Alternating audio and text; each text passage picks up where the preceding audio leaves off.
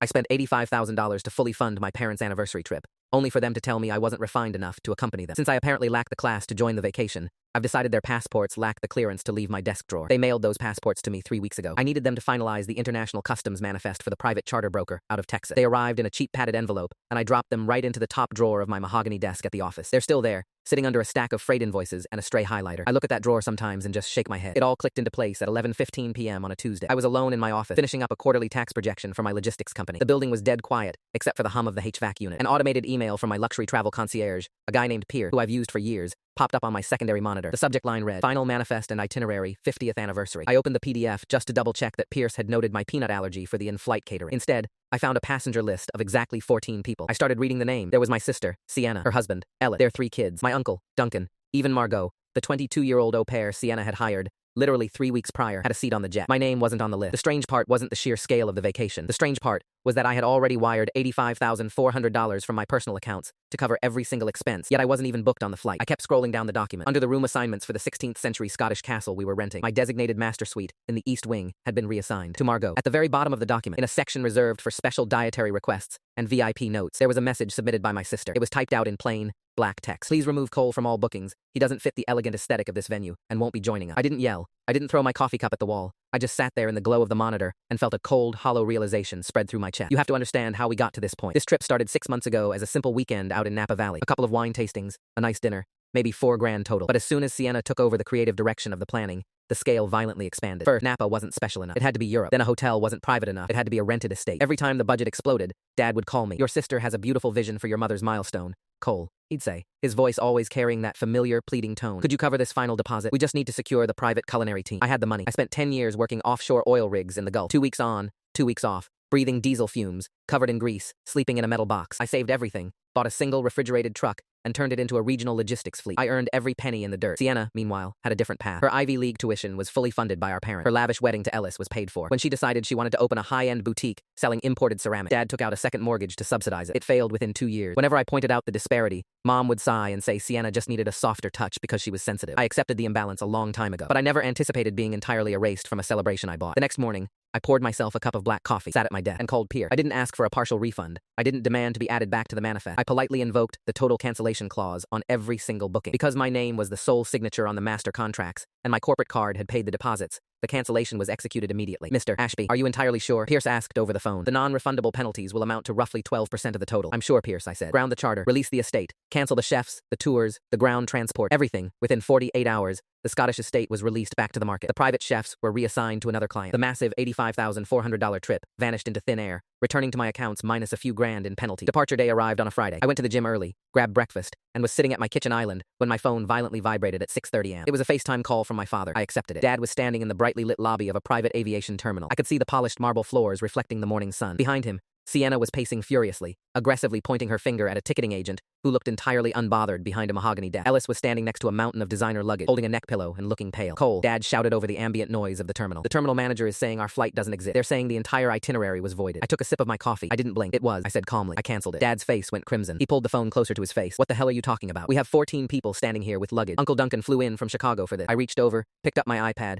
and held it up to the camera. I had the PDF open, zoomed in on Sienna's note, highlighted in bright yellow. You didn't think I was elegant enough for the castle I bought, I told him, making sure my voice was loud enough for the speaker to pick up. So I removed myself and my money. Through the screen, I watched Sienna free. She turned slowly, realizing who Dad was talking to. Dad stammered. He looked at Sienna, then back at the phone. Cole, come on, he pleaded, dropping his voice to a desperate whisper. Your sister just thought you'd be bored. You hate formal dinners anyway. You always wear those work boots. Don't ruin your mother's dream over a misunderstanding. That was his defense, not an apology. Not anger at Sienna for doing it. Just a pathetic, enabling justification. Have a good weekend, Dad, I said, and ended the call. I turned my phone off, threw it in a drawer, and went about my day. There was no castle. My parents ended up spending their milestone 50th anniversary at a humid, budget-friendly resort in Galveston, Texas, that Sienna frantically booked on her own maxed-out credit card. They spent 4 days staring at the muddy Gulf water. Over the next month, the extended family demanded to know why the luxury Scottish trip imploded. Uncle Duncan had wasted his miles. The cousins were furious. My parents, desperate to protect Sienna, started telling people that the travel agency had gone bankrupt and stolen the funds. I wasn't going to let that lie stand. I took a screenshot of the cancellation receipt, proving the money was refunded, and placed it right next to a screenshot of Sienna's aesthetic note. I posted both directly to the private family Facebook group, without any caption. The fallout was absolute. Aunt Vivian and Aunt Ingrid,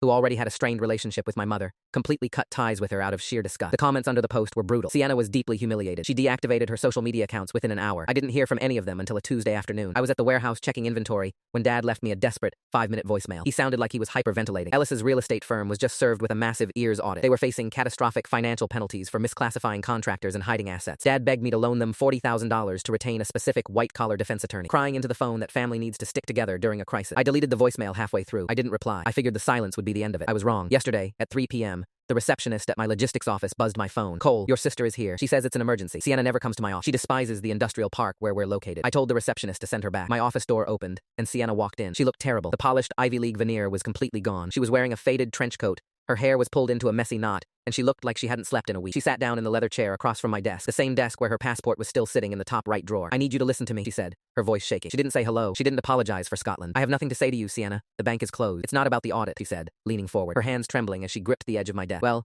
it is, but it's worse. Ellis didn't just mess up his taxes. Cole. I stared at her, waiting. She swallowed hard, tears finally spilling over her mascara. 3 years ago, when Ellis's firm was going under, we needed a bridge loan to keep the lights on. A big one. The bank wouldn't approve us. So you filed for bankruptcy, I said flat. That's what LLCs are for. No, she whispered, looking down at her hand. Ellis forged Dad's signature on a guarantor agreement. We used Mom and Dad's house as collateral for a commercial loan. $600,000. The hum of the HVAC unit suddenly felt deafening. You collateralized their house, I said, every word dropping like a stone. We've been making the payments, she insisted, her voice cracking. We have, but the ears audit, they froze our operating accounts yesterday. We are going to miss the loan payment on the 1st. If we miss it, the bank triggers a default clause. They're going to notify Dad. They're going to foreclose on the house. Cole, she looked up at me, her face pale, desperate, stripped of all the arrogance she'd worn her entire life. Dad doesn't know, she whispered. If you don't give me the 40 grand to cover the attorney and this month's loan payment, he's going to find out I forged his name. He'll lose the house. Mom will lose everything. I sat back in my chair. The leather creaked, sounding like a gunshot in the quiet room. I looked at my sister, really looked at her. Not the spoiled golden child who had canceled my seat on a private jet, but a desperate cornered felon. You forged Dad's signature, I repeated, making sure the words hung in the air between us. Ellis did, she corrected quickly, her eyes darting away. I didn't sign it. Ellis did. You are married to him. You are a partner in his LLC,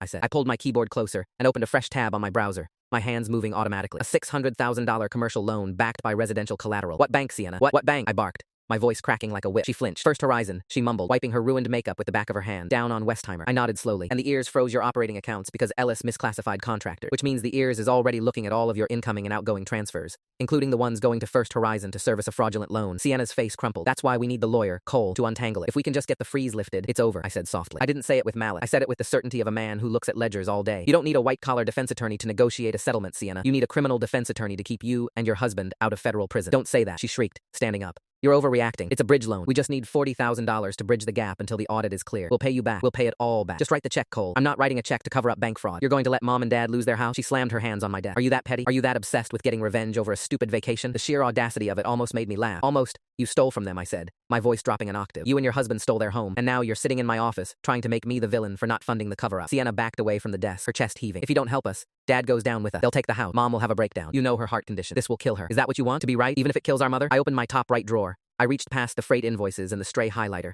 I pulled out the cheap padded envelope containing her and Ellis's passport. I tossed it onto the center of the desk. It landed with a soft, pathetic slap. Here, I said. You're going to need these if you plan on running, because I am not giving you a dime. Sienna stared at the envelope. She recognized the handwriting on the outside immediately. She looked from the passports up to my face, realizing exactly why she hadn't been able to find them for the past 3 weeks. You had them, she whispered. I needed them for the charter manifest. Remember? I leaned forward, resting my forearms on the desk. Now you have exactly 2 hours to drive to Dad's house and tell him what you did. If you don't, I will. Cole, no, 2 hours, Sienna. And I'm calling a forensic accountant. She grabbed the envelope, her nails scraping against the mahogany wood, and ran out of the office. The heavy glass door slammed shut behind her, rattling the blind. I didn't wait. I picked up my phone and dialed a number I hadn't called in 4 years. It belonged to Garrett Mercer, an old buddy from my days on the oil rig who had used his offshore hazard pay to put himself through law school. He specialized in asset protection and real estate law in Houston. He picked up on the second ring. Cole Ashby. Tell me you finally bought that fishing boat and need me to review the title. I need a favor, Garrett. A big one. Hourly rate, starting right now. Shoot. If a residential property was fraudulently pledged as collateral for a commercial loan via forged signatures, and the primary debtor is about to default due to an ears asset freeze, what's the timeline before the bank forecloses on the unwitting guarantor? The line went dead quiet for a long 3 seconds. Jesus, Cole, Garrett muttered, the humor completely gone from his voice. Who? My sister, and my parents' house. I heard him typing rapidly in the background. If the ears has frozen the operating accounts, the bank's automated risk management algorithms will flag the LLC within 48 hours. They'll pull the file. The moment they realize the loan payment bounced, and the debtor is under active federal audit, they'll accelerate the note. They'll demand the full remaining balance immediately. When your sister can't pay, they'll issue a notice of default to the guarantor, your parent. How long do I have to stop the bank from taking the house? You can't stop the bank from trying. On paper, they hold a valid notarized lien. You have to prove the forgery. But doing that means throwing your sister to the wolves. First Horizon will file criminal charges against her and her husband to recoup their losses through their fraud insurance policy. I'm fine with throwing her to the wolves, I said. But my dad won't be. He'll try to protect her. He'll probably try to ratify the signature retroactively just to keep her out of jail. If he does that, he owns the debt, Garrett warned, his tone dead serious. He legally accepts the $600,000. If he can't pay it, he loses the house anyway. And he's now complicit in defrauding a financial institution. He doesn't have $600,000. Then you need to get to him before she does. You need to get him on the record stating he didn't sign that document before she has a chance to manipulate him into falling on his sword for her. I looked at the clock on my wall. It was 3:45 p.m. I had given Sienna 2 hours, but I already knew she wouldn't confess. She was driving to Dad's house right now to spin a web. She was going to frame this as a minor clerical error, a misunderstanding, something Dad just needed to vouch for temporarily to get the ears off their back. I'm on my way to his house now, I told Garrett. Draw up whatever affidavits we need. I'll pay your emergency retainer. I hung up, grabbed my keys, and walked out of the office. The drive to my parents' house usually takes 40 minutes in afternoon Houston traffic. I made it in 28. Their house is a single-story brick ranch in Sugar Land. They bought it in the late 80s. Dad spent every weekend for 3 years remodeling the kitchen himself. He laid the tile, he built the cabinets. It wasn't a rented Scottish estate, but it was theirs. It was paid off, or at least it was supposed to be. Sienna's white Range Rover was parked diagonally in the driveway, its tires crushing the edge of Mom's flower bed. I parked on the street and walked up the lawn. I could hear shouting before I even reached the front porch. I didn't knock. I turned the handle and pushed the door open. Sienna was standing in the middle of the living room, crying hysterically, clutching Dad's arm. Mom was sitting on the floral sofa, a hand pressed tightly against her chest, looking terrified. Just a temporary authorization, Dad. Sienna was sobbing. Ellis said he talked to you about it. He said you agreed to be a character reference for the business line of credit. A character reference, Dad said, looking totally bewildered. He was wearing his reading glasses on a chain around his neck. I never signed anything for a line of credit, Sienna. I haven't signed a document for Ellis since the boutique went under. He said you did. It's just a formality. But the bank is getting aggressive because of an audit, and if they call you, you just have to tell them you authorized the LLC to use the property as a reference, or they're going to freeze everything, and we'll lose the kids' college fund. She's lying. I stepped into the living room.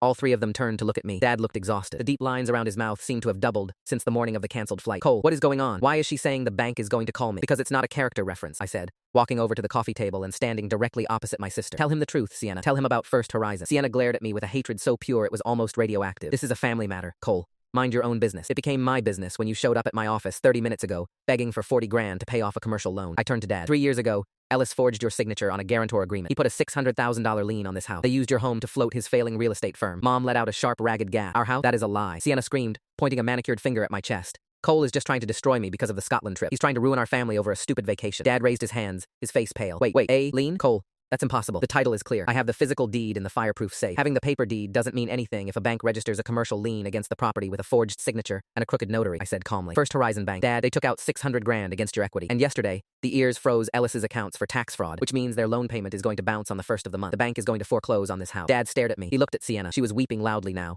burying her face in her hands, her shoulders shaking violently. Sienna, Dad said, his voice trembling slightly. Did Ellis sign my name? He was trying to provide for us. She wailed, abandoning the character reference lie instantly. The market was terrible. He was going to pay it off, Dad. We've been paying it. It was just on paper. He didn't mean to hurt you. Dad staggered back a step. He looked like he had been physically struck in the stomach. All these years of making excuses for her, of funding her failures, of demanding I soften my edges to accommodate her delicate sensibility. He had paid for her Ivy League degree. He had paid for her wedding. He had taken out a second mortgage to fund her failed ceramic boutique, a mortgage he had only finished paying off last year. Now he was staring at the reality of who he had raised. $600,000, Dad whispered. He looked around the living room, at the crown molding he had installed himself, at the pictures of us as kids on the mantle. You gave the bank my home. We can fix it. Sienna grabbed his shirt, twisting the fabric in her fists. Dad, we can fix it. You just have to tell the bank you authorized it. Just tell them it was a misunderstanding with the paperwork. If you validate the signature, it won't be fraud. We just need time to get the IRS audit cleared, and Ellis will refinance the business and take the house off the collateral list. I stepped forward, putting myself between her and our father. If you do that, Dad, you legally assume the debt. You will owe First Horizon $600,000. If you can't pay it, they take the house anyway, and you will be an accomplice to bank fraud. The ears will look at you next. Don't listen to him. Sienna shrieked. He hates me. He's always hated me. He wants us to go to jail. Dad gently pried Sienna's hands off his shirt. His hands were shaking, the knuckles white. He didn't look angry. He just looked incredibly old. Where is Ellis right now? Dad asked, his voice dead flat. Sienna sniffled, wiping her nose. He's at his office. He's meeting with his accountant to try and unfreeze the payroll account. Get him, Dad said. Dad, please. I said, get him. Dad roared. It was a sound I hadn't heard since I was a teenager. It echoed off the hardwood floors. Mom flinched on the sofa. Bring him here, right now. I want him sitting in my living room, looking me in the eye when he explains how he stole my house. Sienna looked terrified. She backed away, grabbed her purse from the entryway table, and practically ran out the front door. We listened to her Range Rover start up and peel out of the driveway. The house descended into a suffocating silence. Dad walked over to his armchair and collapsed into it. He took off his glasses and rubbed his eyes. Is it true, Cole? Mom asked, her voice frail. Can they really just take our home? If the signature is forged, we can fight it, I told her, keeping my tone steady and reassuring. I already have a lawyer drawing up the paperwork, but we have to to act fast, and Dad can't try to cover for them. If he lies to the bank to protect Sienna, we lose all our leverage. Dad looked up at me. His eyes were red. If I tell the truth, if I file an affidavit saying I didn't sign it, First Horizon will file a police report, I said, finishing his sentence. The FBI handles bank fraud over $500,000. Ellis goes to prison. Sienna likely goes with him. Dad stared at the floor. She's your sister, Cole, and you're my parent, I replied. And I'm not letting them throw you on the street to save their own skin. We waited for 45 minutes. Mom made a pot of tea that nobody drank. I sat on the edge of the fireplace hearth,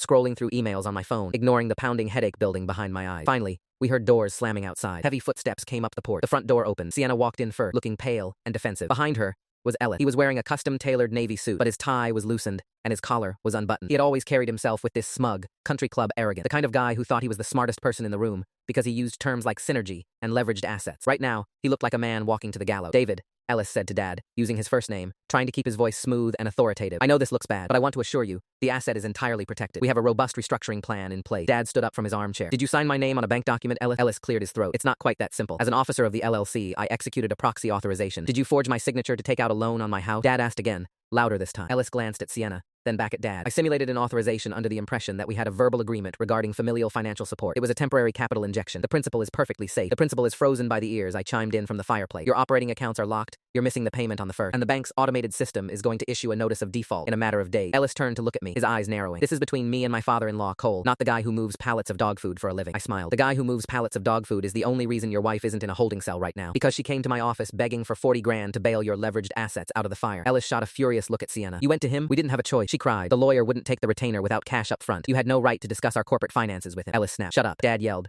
Both of them froze. Dad walked across the room until he was standing inches from Ellis's face. Dad was a retired machinist. He was 2 inches shorter than Ellis, but his hands were like scarred leather, and right now, he looked entirely capable of using them. You are going to call First Horizon, Dad said, his voice shaking with a cold, terrifying rage. You are going to tell them you falsified the documents. You are going to remove my house from that lien. David, be reasonable, Ellis said, holding his hands up defensively. If I call the bank and admit that, they refer the file to the federal authorities. I'll be disbarred. I'll face criminal charges. I have 3 children. Your grandchildren. You should have thought about my grandchildren before you stole their grandparents' house, Dad said. I can't do it, Ellis said stubbornly, shaking his head. I won't do it. If we just stick to the narrative that you authorized the proxy, we buy enough time to liquidate a secondary commercial property I own in Austin. I can clear the debt in 60 days. Nobody goes to jail. Nobody loses a house. You don't own a property in Austin, I said. Ellis glared at me. Excuse me? You don't own a secondary commercial property in Austin, I repeated. I ran a background check on your LLC when Sienna started demanding I pay for the private chefs in Scotland. I wanted to know why the incredibly successful real estate mogul couldn't chip in for his own mother-in-law's anniversary. You don't own anything in Austin. You lease office space in a strip mall in Katy, and you have 2 mortgage duplexes in Cyprus that are currently underwater. The room went dead silent again. Ellis's jaw tight. The smooth facade finally cracked. You ran a background check on me? I move freight, Ellis. I do background checks on truck drivers before I let them haul 80,000 pounds of cargo. You think I wouldn't do one on a guy who suddenly couldn't afford a plane ticket? Sienna looked at her husband, her eyes wide with panic. Ellis, what is he talking about? You said the Austin property was our safety net. Ellis didn't answer her. He just kept staring at me, a muscle feathering in his jaw. There is no safety net, I told my sister. He's broke. The Ayers knows he's broke. And now, the bank knows he's broke. The only asset he has left is the equity in this house. Dad walked over to the landline phone sitting on the end table. He picked up the receiver. David, what are you doing? Ellis asked, panic finally bleeding into his voice. I'm calling the police, Dad said. Dad, no, Sienna screamed, lunging across the room. She grabbed the phone out of his hand and slammed it back onto the receiver. You can't send the father of my children to prison. He stole my home, Sienna. He made a mistake, a terrible mistake. But if he goes to prison, I have nothing. The kids will have nothing. She fell to her knees on the rug, wrapping her arms around Dad's legs, sobbing uncontrollably. Please, Dad, please, I'll do anything. I'll work 3 jobs. We'll pay you back every cent. Just tell the bank you signed it. Just save him. Save us. Dad looked down at his daughter sobbing on the floor. He looked at Ellis, who was standing by the door, cowardly and silent. Then he looked at me. The phone rang. It wasn't the landline. It was Ellis's cell phone, buzzing violently in the breast pocket of his suit. Ellis jumped slightly. He pulled the phone out, looked at the caller ID, and his face drained of all color. He looked like he was going to be sick. He looked up at us. It's my accountant. He answered the phone and put it to his ear. Yeah, I'm here. We watched him listen. He didn't say anything for a long time. The only sound in the room was Sienna's ragged breathing from the floor. When Ellis finally croaked, he listened for another 10 seconds. Then he slowly lowered the phone from his ear. He didn't hang up. He just let his arm drop to his side. Ellis, Sienna asked, her voice trembling. What is it? Ellis looked at Dad. The smugness, the anger, the corporate posturing. It was all gone. He looked completely hollowed out. The Ayers didn't just freeze the operating accounts, Ellis whispered. They issued a formal levy. They swept the balances. What does that mean? Dad asked. It means the money is gone, I said, realizing exactly what had happened. All of it. Ellis nodded slowly. The bank, First Horizon's risk management department, flagged the sweep an hour ago. He swallowed hard. They just accelerated the note. The full balance of $600,000 is due immediately. He looked at Dad, his eyes wide and terrified. They're issuing the notice of default tomorrow morning, David. They're taking the house. The silence that followed wasn't peaceful. It felt like all the oxygen had been violently sucked out of the room. Sienna let out a sound that I had never heard her make before. A high, thin keen of absolute panic. She dropped her grip on Dad's leg and scrambled toward Ellis, grabbing the lapels of his suit. You said you had a buyer for the Austin property, she screamed, shaking him. You said it was handled. Ellis shoved her hands off him. The movement was harsh, ugly. The polished country club husband was entirely gone, replaced by a cornered, terrified man, realizing the water was finally over his head. There is no Austin property, Ellis shouted, his voice cracking. He completely abandoned the corporate speak. I lied. Okay, I lied. I've been floating this firm on credit cards and phantom invoices for 18 months. First Horizon was the only thing keeping us out of bankruptcy, and now the ears took everything. You forged my father's name. Sienna shrieked, pounding her fists against his chest. You're going to prison. You're going to leave me alone with 3 kids because you're a failure. Ellis caught her wrist. His fingers dug into her skin, and he yanked her forward until they were inches apart. I forged his name? Ellis spat, his voice dropping into a venomous whisper that carried through the dead quiet of the living room. I forged it? Who went into his fireproof safe, Sienna? Who knew the combination to get his old tax return so I could trace the signature? The grandfather clock in the hallway ticked. Sienna stopped struggling. The color drained from her face. She didn't say a word. She didn't have to. Dad let out a long, ragged exhale. He looked at his daughter, the girl he had bankrolled, coddled, and protected for 32 years. You gave him the safe combination, Dad said. It wasn't a question. Dad, Sienna whispered, stepping back from Ellis, her hands shaking uncontrollably. Dad, I didn't know what he was going to do with them. I swear. He just said he needed some reference documents for a background check on the LLC. I didn't know he was going to steal the house. Stop lying, Mom said. We all turned to look at the sofa. Mom was sitting perfectly upright now. The terrified, frail woman from 10 minutes ago had vanished. Her eyes were hard, fixed entirely on her daughter. Mom, please, Sienna begged, tears spilling down her cheeks again. You know me. You know I would never. You stole my master key 2 years ago when you came over for Thanksgiving,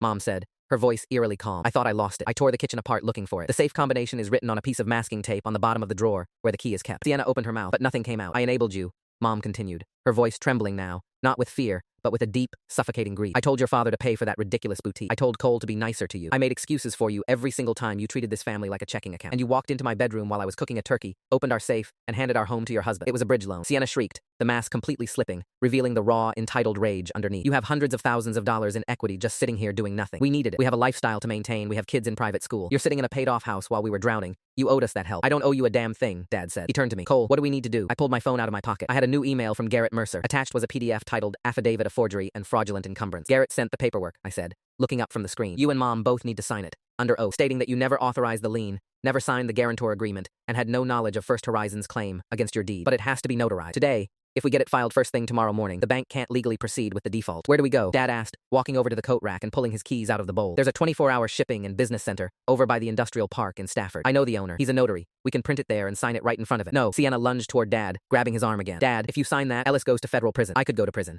Who is going to raise your grandchildren? Are you really going to make them orphans over a house? Dad looked down at her hand, gripping his sleeve. He gently covered her fingers with his own and pried them off. You should have thought about your children before you stole my home to pay for private chefs and country clubs, Dad said quietly. You made your choices, Sienna. Now I'm making mine. He walked over to Mom, offered her his hand, and helped her off the sofa. They didn't look at Ellis. They didn't look at Sienna. They just walked toward the front door. I followed them. As I reached the threshold, I paused and looked back into the living room. Ellis was sitting on the edge of the coffee table, his head buried in his hands, completely broken. Sienna was standing in the center of the Persian rug, staring at us with a look of absolute, venomous betrayal. You did this, she said to me, her voice shaking with hatred. You couldn't just let the Scotland trip go. You had to destroy everything. I just canceled a vacation, Sienna, I said flatly. You destroyed yourself. I shut the door behind me. The drive to the Stafford Business Center was silent. I drove my truck, while my parents followed behind me in their old Accord. It was past 6 o'clock, and the Houston sun was beginning to dip below the horizon, casting long, bruised shadows across the pavement. My phone buzzed twice on the passenger seat. Calls from Sienna. I blocked the number and kept driving. The shipping center was mostly empty when we arrived. The harsh fluorescent lights buzzed overhead. I walked up to the counter and found Silas, the owner, taping up a stack of cardboard boxes. I've shipped hundreds of freight manifests through his store over the years. Cole, Silas said, wiping his hands on his jeans. Little late for a freight drop, isn't it? Not freight today, Silas. I need a favor. I need you to print a PDF from my email, and I need you to notarize 2 signatures. It's urgent. Silas took one look at my parents' faces, pale, exhausted, carrying the weight of a dying family, and didn't ask any questions. He pointed to his computer. Send it over. 5 minutes later, the 3 pages of the affidavit were resting on the laminate counter. Silas placed his notary stamp next to them. I need to see ID, he said gently. Dad pulled his driver's license from his wallet and placed it on the counter. Mom did the same. Silas looked over the document. He was a professional, but I saw his eyebrows twitch when he read the header. He didn't say a word. He just handed Dad a black pen. David Ashby, Silas said, slipping into his official capacity. Do you swear under penalty of perjury that the statements in this affidavit are true, that you did not sign the guarantor agreement dated October 14th with First Horizon Bank, and that your signature on said document is a forgery? Dad stared at the pen. His hand was trembling. I knew what was flashing through his mind. He was seeing Sienna as a little girl. He was seeing her walking down the aisle. He was seeing his grandchildren. Every instinct in his body was screaming at him to protect her, to fall on his sword, to let the bank take the house so his daughter wouldn't have to face the FBI. He looked at Mom. She reached out and placed her hand over his. Sign it, David, she whispered. It's over. Dad took a ragged breath, gripped the pen, and signed his name on the line. Mom took the pen and signed right below him. Silas stamped both pages, signed his own name, and embossed the seal. It's legally binding, he said, handing the stack of papers back to me. Whatever you're dealing with, good luck, folks. We walked back out to the parking lot. The evening air was thick and humid. I held the envelope with the affidavits tightly in my hand. What happens now? Dad asked, leaning heavily against the side of his car. I'm going to scan these and email them to Garrett immediately so he has digital copies on record, I explained. First thing tomorrow morning, Garrett files this affidavit with the county clerk to contest the lien, and he sends a certified copy to First Horizon's legal department. Once the bank sees a sworn affidavit of forgery from the property owners, they can't legally proceed with the foreclosure. They have to freeze the asset and initiate a fraud investigation. And then the bank calls the police, Mom said, stating it as a fact. Yeah, First Horizon will refer the case to the authorities to claim the loss against their own fraud insurance. The FBI will likely pull Ellis's business records by the end of the week. Dad closed his eyes. He looked up at the darkening sky. Where will they go, Cole? They don't have any money. The ears took the accounts. Their house in Cyprus is probably getting foreclosed on next. That's not your problem anymore, I told him. You need to go home. Lock the doors. Do not let them back inside. If Sienna shows up and refuses to leave, you call the police. I can't arrest my own daughter for trespassing, Dad muttered. If you let her in, she will spend all night trying to manipulate you into retracting that affidavit, I warned him. She will use the kids. She will use Mom's help. She will use every weapon she has. You cannot let her in. Dad nodded slowly, though I could tell it took every ounce of strength he had left. He helped Mom into the passenger seat, then got behind the wheel. I watched their taillights pull out of the parking lot and merge onto the highway. I sat in the cab of my truck, turned on the dome light, and took pictures of the documents, emailing them directly to Garrett's secure server. Received. Garrett texted back a minute later, filing at 8:00 am sharp. I'll notify the bank's general counsel. Your parents' house is safe, but it's going to get ugly from here. I put the truck in gear and drove back to my office. I had left the warehouse doors unlocked in my rush to get to Dad's house, and I needed to lock up for the night. When I pulled into the industrial park, the lot was deserted, save for a single vehicle parked directly in front of my office door, a white Range Rover. Sienna was leaning against the hood, smoking a cigarette. I hadn't seen my sister smoke since she was 19 years old. The ember burned bright orange in the dark. I parked my truck a few spots away, leaving the engine running and the headlights shining directly on her. I didn't get out. I just rolled the window down. Sienna dropped the cigarette onto the concrete and crushed it with the heel of her designer shoe. She walked over to the driver's side window of my truck. She didn't look frantic anymore. She didn't look panicked. She looked dead behind the eyes. Did he sign it? She asked quietly. Yes, she nodded slowly, staring off into the darkness of the empty lot. Ellis left. He packed a duffel bag, took my wedding ring to pawn, and drove off. I don't know where he went. He left his phone on the kitchen counter. I didn't say anything. The kids are at his mother's house, she continued, her voice completely flat. I can't go get them. I don't have money for gas. My cards are all declining. She finally looked at me. I have exactly $14 in my purse. Cole, the house is going to be seized. My husband is gone. I'm going to be indicted. You won. This isn't a game, Sienna. Nobody won anything today. Can I sleep on your couch? She asked. It was the most pathetic, broken request I had ever heard her make. There was no arrogance, no Ivy League superiority, just a desperate woman with nowhere left to go. No, I said. She didn't argue. She just closed her eyes, gave a small, almost imperceptible nod, and stepped back from the truck. Where are my passports? She asked. Mine and Ellis's. In my desk. Can I have mine? Why? Because it's the only form of ID I have that isn't tied to Ellis's last name, she said. And I don't think I want to be Sienna Voss anymore. I stared at her through the open window. A part of me, the brother who used to build pillow forts with her when we were kids, wanted to let her inside, wanted to give her some cash, let her sleep on the leather sofa in the lobby, and pretend we could fix it. But then, I remembered the note at the bottom of the travel manifest. I remembered her standing in my parents' living room, screaming that she was entitled to the equity in the house my father built with his bare hand. I put the truck in park, turned off the engine, and stepped out into the humid night air. I unlocked the front door of the office, walked over to my desk, and opened the top right drawer. I bypassed the freight invoices and the stray highlighter. I pulled out the cheap padded envelope. I took her passport out and left Ellis's inside. I walked back outside and handed the little blue book to her. She took it, gripping it tightly in her hand. Don't call Mom and Dad, I told her. Don't go to their house. Leave them alone. Sienna looked at the passport, then at me. Are you going to tell the FBI about the tax returns? That I gave Ellis the combination to the safe? That's up to Ellis, I said. If they catch him, I'm sure he'll tell them everything to cut a plea deal. He already tried to throw you under the bus in the living room. She swallowed hard, nodding again. She turned around and walked back to her Range Rover. She climbed into the driver's seat, started the engine, and pulled out of the industrial park without looking back. I locked the office, walked over to my desk, and collapsed into my chair. The adrenaline that had been keeping me upright for the last 4 hours was rapidly draining away. I rubbed my eyes, opened my laptop, and tried to focus on tomorrow's freight manifest. My cell phone rang, vibrating violently against the mahogany wood. It was Garrett. I picked it up. Tell me you didn't find a typo on the affidavit. The affidavit is fine, Cole. It's ready for tomorrow morning, Garrett said, his voice unusually tight. But after you emailed it over, I decided to run a deeper public records search on Ellis's LLC. I wanted to pull the original master loan document from the county clerk to see exactly how he structured the collateral. And he didn't just pledge your parents' house, Garrett said. I could hear the sound of him pacing in his office. A residential property usually isn't enough to secure a $600,000 commercial line of credit on its own. Banks want multiple layers of security. They want a corporate guarantor. A cold knot formed in my stomach. What are you saying, Garrett? I'm looking at page 4 of the guarantor agreement, Cole, he said grimly. Ellis didn't just forge your father's signature. He forged yours, too. The hum of the HVAC unit filled the silence in my office. He listed your logistics company as the secondary underwriter for the debt, Garrett continued. He provided your corporate tax ID and fabricated a board resolution showing you authorized the cross-collateralization. I stared at the empty space on my desk where the padded envelope had been sitting for 3 weeks. If First Horizon's fraud department validates your father's affidavit tomorrow morning, they will immediately release the lien on his house, Garrett said. But the moment they do that, the debt automatically shifts to the secondary guarantor to cover the accelerated note. They're coming after my business, I said, the words tasting like ash in my mouth. Yes, Garrett replied. They're coming after your fleet, your warehouse, and your operating accounts. First Horizon is going to freeze your assets by noon tomorrow. I couldn't breathe. The air in my office suddenly felt heavy, like I was back down in the Gulf, trapped in a metal box, with the oxygen line pinched shut. Garrett, I said, my voice sounding like it belonged to someone else. How is that even possible? He would need my AIN, my articles of incorporation, a literal board resolution. My company is an S-Corp. I'm the sole shareholder. A bank doesn't just take a forged signature on a sticky note for a secondary guarantor on $500,000. A retail bank doesn't, Garrett corrected, the rapid clicking of his keyboard echoing over the phone line. But First Horizon's commercial lending division is notorious for rubber stamping cross-collateralization if the primary asset is strong enough. Your dad's house was the primary. Paid off, clear title, massive equity. Ellis brought them the house, and he used your company as a sweetener to push the approval through their automated underwriting system. I squeezed my eyes shut, pressing my thumb and forefinger hard against the bridge of my nose. How did he get my corporate tax ID? Who filed your original incorporation paperwork when you bought your first truck? Garrett asked. The realization hit me like a physical punch to the gut. Ellis, I whispered. 6 years ago, I was fresh off the rigs. I had a cashier's check from my savings, a lead on a refrigerated truck, and zero idea how to incorporate a business. Sienna had insisted, practically demanded, that Ellis handle the paperwork as a favor. He had his own firm, his own accountant. He set up the S-Corp, filed the EIN, and handed me a neat little binder with all my corporate documents. I thanked him. I bought him a bottle of scotch. He had kept copies of everything. He had my entire corporate identity sitting on a hard drive in his office for 6 years, just waiting for the day he needed a life raft. Okay, I said, opening my eyes. The shock was burning away, replaced by a cold, razor-sharp clarity. I didn't have time to be angry. I had a logistics fleet to run. What do we do? If they freeze my accounts tomorrow at noon, my fuel cards get declined. My drivers get stranded on the highway. Payroll bounces on Friday. It will bankrupt me in 48 hours. We go on the offensive, Garrett said. His voice was entirely business now. I file your father's affidavit at 8:00 a.m. as planned. First Horizon will receive the certified copy by 8:15 a.m. Their legal department will immediately panic. They'll release the lien on the house to avoid federal regulatory blowback, and their automated system will trigger the default on the secondary guarantor.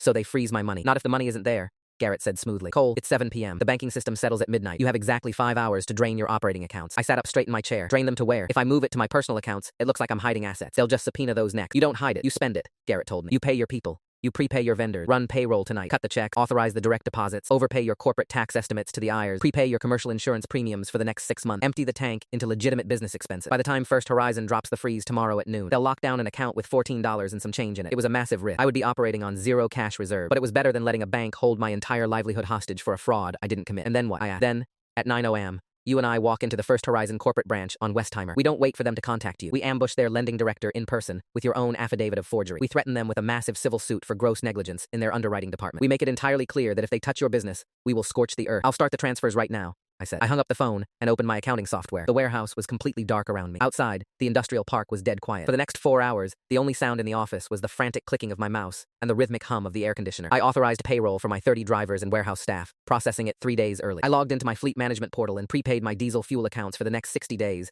locking up nearly $80,000 in non-refundable fuel credit. I paid my mechanic. I paid my warehouse lease for the next year in one lump sum. I watched the balance in my primary operating account tick down. $200,000, $140,000, $60,000, $12,000. By 11:45 p.m., I hit the final submit button on a wire transfer to my commercial insurance broker. My operating balance read $412.18. I slumped back in my chair, exhausted, staring at the screen. My company was broke. I had no liquid capital, but my drivers were paid, the trucks had fuel, and the lights would stay on. First Horizon could freeze the account, but they couldn't touch the operation. I slept on the leather sofa in the lobby of my office for a few hours, waking up at 5:30 am to the sound of the early shift arriving at the loading docks. I washed my face in the break room sink, put on a clean button-down shirt I kept in my locker, and drank 3 cups of black coffee. At 7:45 am, I got a text from Garrett at the courthouse. Filing now. At 8:12 am, another text. Filed. Certified copy faxed and couriered to First Horizon Legal. Let's go hunting. Meet me at the Westheimer branch. I drove through the morning Houston rush hour, my hands gripping the steering wheel tight enough to make my knuckles ache. The First Horizon commercial branch was an imposing glass and steel building in the Galleria district, designed to look as wealthy and impenetrable as possible. Garrett was already waiting in the lobby when I walked through the revolving doors. He was wearing a sharp gray suit, holding a thick manila folder,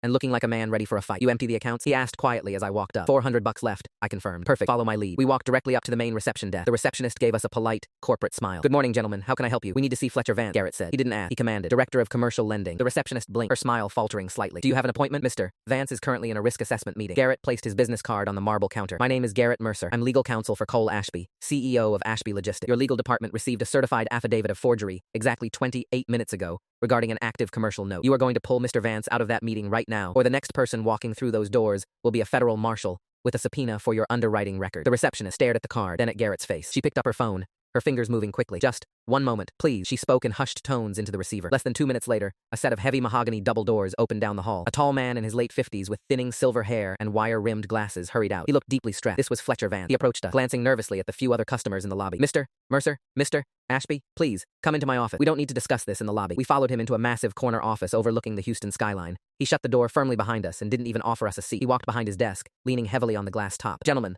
I assure you, we are currently reviewing the affidavit submitted by David Ashby, Vance said, trying to regain his corporate authority. If there has been a discrepancy with the primary guarantor's signature on the Voss LLC file, we will initiate an internal review. However, the note remains active, and the liability legally shifts to the secondary guarantor. That is you, Mr. Ashby. There is no discrepancy, Garrett snapped, dropping his manila folder onto Vance's desk. It's criminal fraud. Ellis Voss forged the primary signature, and he forged the secondary signature. My client has never seen that document, never authorized the cross-collateralization, and never pledged his logistics company to back a predatory commercial loan. Vance adjusted his glasses, his face flushing. Our underwriting department vetted that file, Miss Mercer. We have a corporate board resolution from Ashby Logistics, signed by Cole Ashby, complete with an EAN verification. You have a piece of paper Ellis Voss printed in his basement, I said, stepping forward. I couldn't hold back the anger anymore. Did you notarize my signature in person? Did your loan officers ever call my office to verify the pledge? Did you do a single shred of due diligence before you attached a $600,000 lien to my company? Vance swallowed hard. He looked down at the folder Garrett had thrown on his desk. The loan was originated digitally through our expedited commercial portal. The notary seal on the secondary guarantee was provided by a third-party vendor associated with Mr. Voss's firm. A crooked notary, Garrett translated smoothly. A crooked notary that your automated system rubber stamped because Ellis Voss was a preferred client. Garrett leaned over the desk, invading Vance's space. Here is what is going to happen, Fletcher. You are not going to freeze my client's operating accounts. You are going to immediately release Ashby Logistics from this fraudulent note. You are going to hand over the entire Voss loan file to the FBI. I can't just release a secondary guarantor on an accelerated note without a court order. Vance protested, panic rising in his voice. The ears just swept Voss's accounts. We are holding a $600,000 bag of air. If I release the secondary guarantor, the bank absorbs a total loss. You've already absorbed the loss, Garrett said coldly. Because if you attempt to freeze my client's accounts at noon today, I will file an emergency injunction in federal court by 1 p.m. I will name you First Horizon and your entire underwriting department in a civil suit for gross negligence and complicity in wire fraud. I will subpoena every single email your loan officers sent regarding Ellis Voss. We will find out exactly why a digital application with a third-party notary was pushed through so quickly. Was there a kickback, Fletcher? A commission quota? How much did your loan officer make off this origination? Vance went completely pale. The corporate armor shattered. He was staring down the barrel of an FBI investigation and a massive civil liability nightmare. I need to consult with our general counsel, Vance stammered. You have until 11:59 am, Garrett said, checking his watch. If my client's corporate accounts are restricted for even 1 second, the lawsuit gets filed. Garrett turned and walked toward the door. I followed him. As I grabbed the handle, my phone started ringing in my pocket. I pulled it out. The caller ID made my blood run cold. It wasn't my dad. It wasn't Mom. It wasn't Sienna. It was Silas, the notary from the shipping center. I answered it right there in the doorway of the banker's office. Silas, what's going on? Cole, Silas said, his voice tense. Rush, I need you to get down to my shop right now.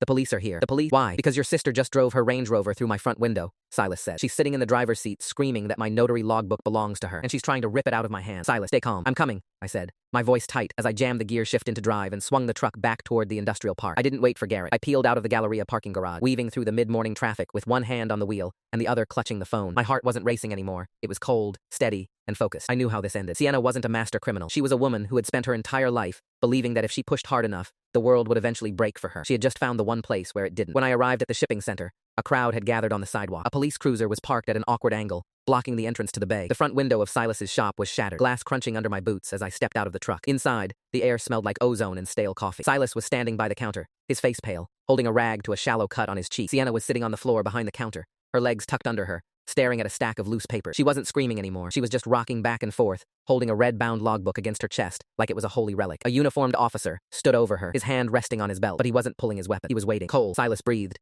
seeing me. She just drove through the glass. She didn't even brake. I ignored him and walked over to my sister. She looked up at me, her eyes bloodshot, her hair matted with dust from the shattered drywall. You can't have it, she whispered. It's just a logbook, Sienna, I said, crouching down to her level. It's not going to save you. It's not going to fix the house, and it's not going to fix the audit. It's just paper. It's the truth, she said, her voice breaking. If I have this, I can show them. I can show them I didn't sign it. I can show them it was him. It doesn't matter who signed it, I said, my voice low and quiet. The bank doesn't care about the truth. They care about the money, and there isn't any. I reached out, and she didn't pull away. I gently took the logbook from her trembling hand. She felt small, a hollowed-out version of the person who had once erased my name from a list of 14 people because I didn't fit her aesthetic. She was just a woman who had gambled everything on a lie, and the house had finally won. Officer, I said, standing up and holding out the book. This belongs to the shop owner. The officer stepped forward, took the book, and then looked at me. Is she with you? She's my sister, I said, but she's not my responsibility anymore. I walked out of the shop, leaving the scene behind. I didn't look back to see them handcuff her, and I didn't stay to hear her apology. That was 3 months ago. The fallout was quieter than I expected. The bank never did manage to foreclose on my parents' house. The affidavit of forgery was ironclad, and once the bank's internal investigation confirmed the gross negligence in their own digital underwriting, they folded fast. They settled out of court to keep their names out of the federal fraud report. My parents are still in that brick ranch in Sugarland. They painted the kitchen a soft cream color,